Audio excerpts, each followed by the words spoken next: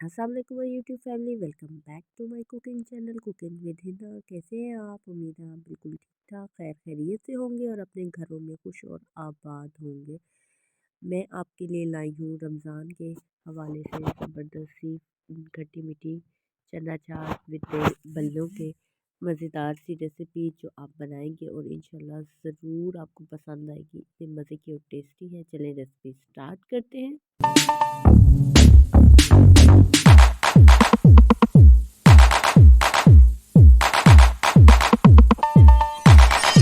बिस्मिल्लाहिर्रहमानिर्रहीम। चलिए recipe start करते हैं।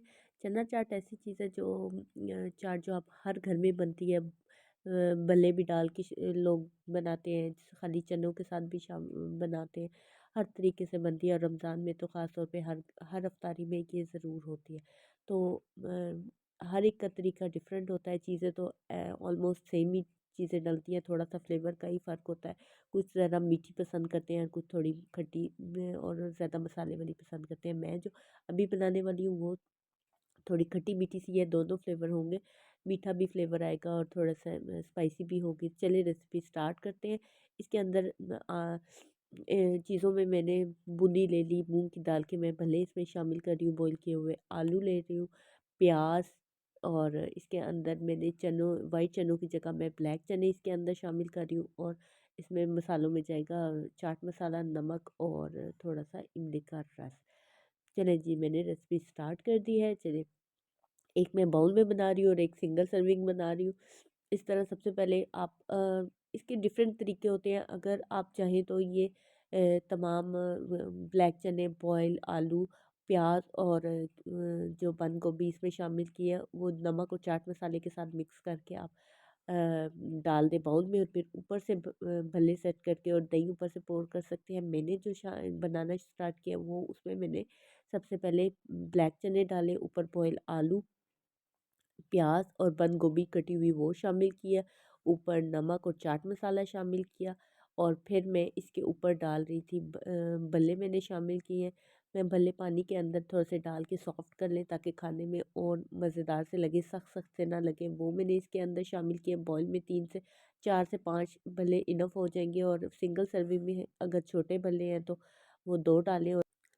और ये ऊपर से अगर आप ज़्यादा सैलेड पसंद करते हैं तो ज़्यादा प्याज और बंद गोभी तो वो आप इसकी मिकदार थोड़ी सी ज़्यादा भी डाल सकते हैं। ऊपर से थोड़ी सी मैं डाली हूँ नमक। ये दोनों के ऊपर मैंने डाल दिए और इक्वल सी। और अब ऊपर मैं थोड़ा सा हरा धनिया और हरी मिर्चें डाल रही हूँ। और मसाला आप अपने टेस्ट के मुताबिक डाल सकते हैं। मैंने थोड़ा सा स्पाइसी रखा है इसलिए मैं चाट मसाला थोड़ा ज़्यादा मिकदार में डालूँगी। और ये ऊपर से डाल के अगर आप इसको सेपरेट करना चाहते हैं तो इसको तमाम चीज़ों को पहले प्याज, टमाटर और बंद गोभी वगैरह को और ब्लैक चनों और आलूओं के साथ पहले अच्छे तरीके से मिक्स करके उसका बैटर नीचे डाल के ऊपर भल्ले भी डाल सकते हैं। मैं जिस तरह बाज़ार में सर्विंग करते हैं मैं उस तरह आपको बता रही हूँ। ये देखें, 2 सिंगल सर्विंग है और एक बाउल के अंदर मैंने आपको डाल के दिखाई है। अब लास्ट में बारी आती है इसके अंदर दही दही डालने की। और असल चीज़ जो इसके अंदर शामिल होगी जिससे ये इसमें मीठा फ्लेवर होगा वो है शक्कर। शक्कर एक खाने का चम्मच भर के मैंने इसके दही के अंदर शामिल कर दिया है। और चलिए जी, शक्कर को दही के अंदर अच्छे तरीके से शामिल करके हम इसको अच्छे तरीके से बीट कर लेते हैं। अगर बीटर है तो उसके साथ मैं स्पून के साथ ही इसको मिक्स कर रही हूँ। अच्छे तरीके से ये दही के अंदर जो गुठलियाँ हैं वो सारी डिसॉल्व हो जाए ताकि दही अच्छे तरीके से रेडी हो जाएगा शक्कर के साथ। और अब जी बारी आती है इसको बाउल के अंदर डालने की।